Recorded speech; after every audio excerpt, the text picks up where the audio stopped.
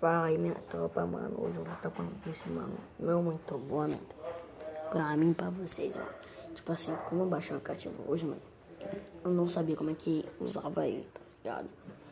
E aí, mano, esse negócio aí de não saber usar, minha tropa, tipo assim, eu acabei, mano, que tipo, eu não sabia, mano, como usar. Aí eu precisei, mano, botar conta, esses negócios lá, tá bom, mano, no aplicativo. E disse, mano, que pra fazer o negócio lá, mano, é 24 horas, ou seja, mano, tá de noite. Eu não percebi isso. Então, infelizmente, mano, eu não vou estar podendo tá. Eu não vou estar podendo tá gravando a live hoje, mano. Mas eu vou estar aqui amanhã, alguma hora, mano, eu vou ver a minha tropa. E vocês vão estar vendo a live, mano. E pra compensar a minha tropa, eu vou estar, mano, deixando aí. Deixando lá, né? Amanhã na live eu vou estar falando sobre várias coisas.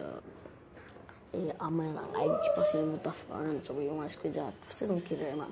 Tipo assim, mano, como eu já falei no vídeo, mano, que eu dei spoiler, que eu ia falar, tipo, sobre Reddit. Então, mano, eu vou estar falando, mano, pra vocês baixar lá, mano, uns aplicativos que vão dar capa muito bom no Free Fire que eu já usei. E uns arquivos que vocês vão estar dando muito capa no Free Fire que eu já usei.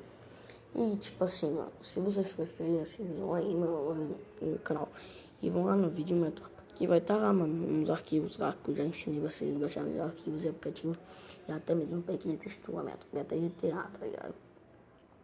Então, mano, essa notícia aí, mano, que não é muito boa, né, mano, pra nós aí, então, tchau, valeu.